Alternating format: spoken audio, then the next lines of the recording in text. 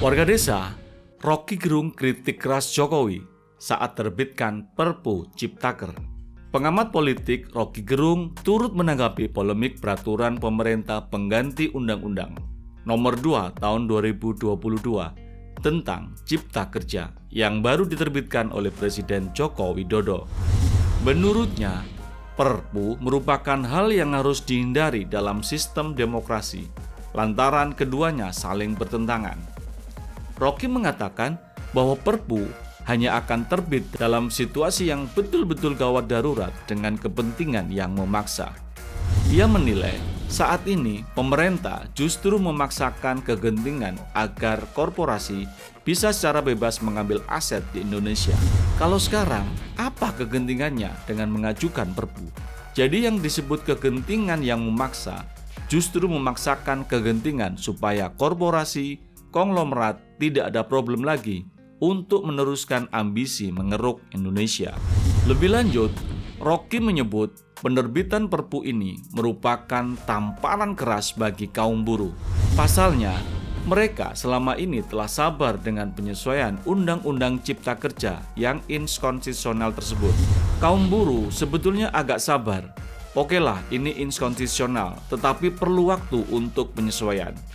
Namun, Presiden Jokowi tak memiliki kesabaran untuk memperbaiki Undang-Undang Cipta Kerja dan enggan mengikuti putusan Mahkamah Konstitusi yang sebetulnya telah menyatakan Undang-Undang Cipta Kerja inkonstitusional.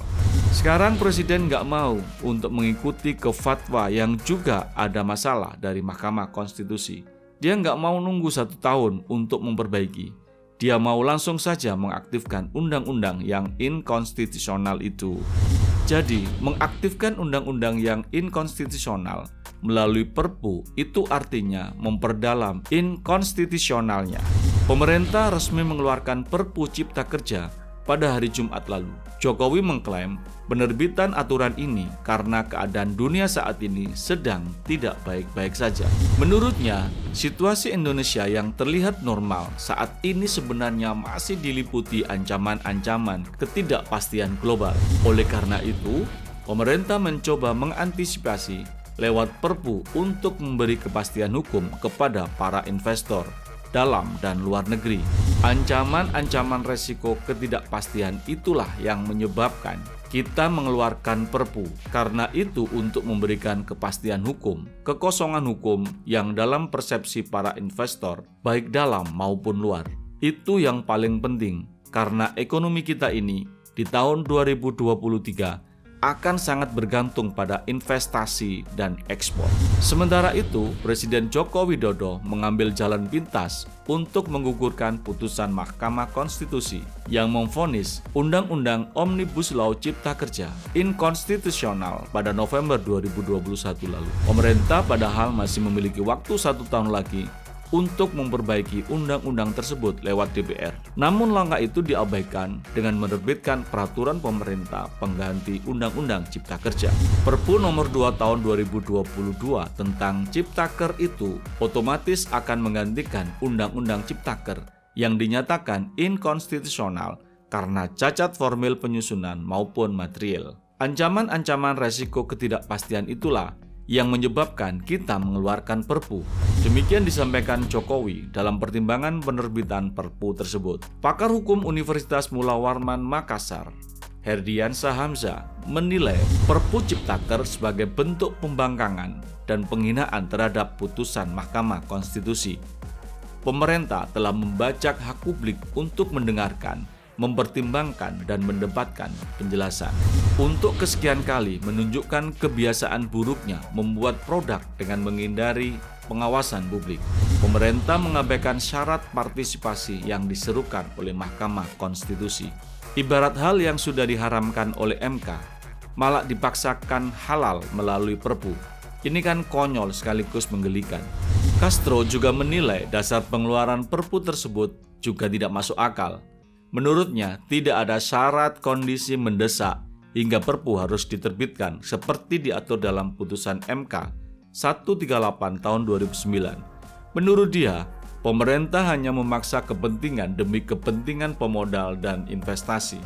Jadi, Perpu itu memang dibuat hanya untuk mengamankan lapak bisnis para oligarki, bukan untuk kepentingan rakyat banyak. Castro menilai sulit untuk tak menganggap bahwa rezim kali ini sebagai rezim otoritarian. Ciri rezim otoritarian adalah kerap mengabaikan rakyat dalam pengambilan keputusan.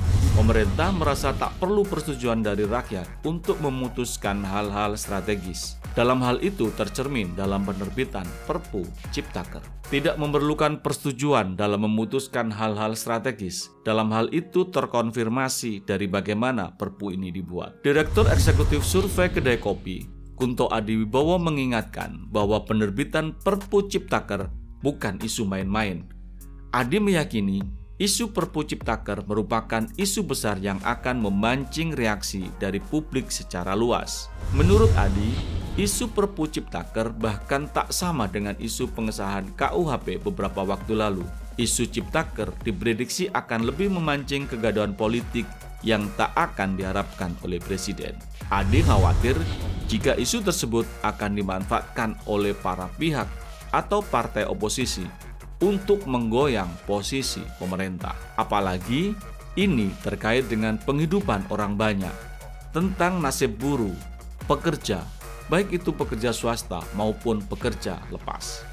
Kita lihat saja dinamika, terutama arus bawah, terutama dengan penerbitan Perpu ini.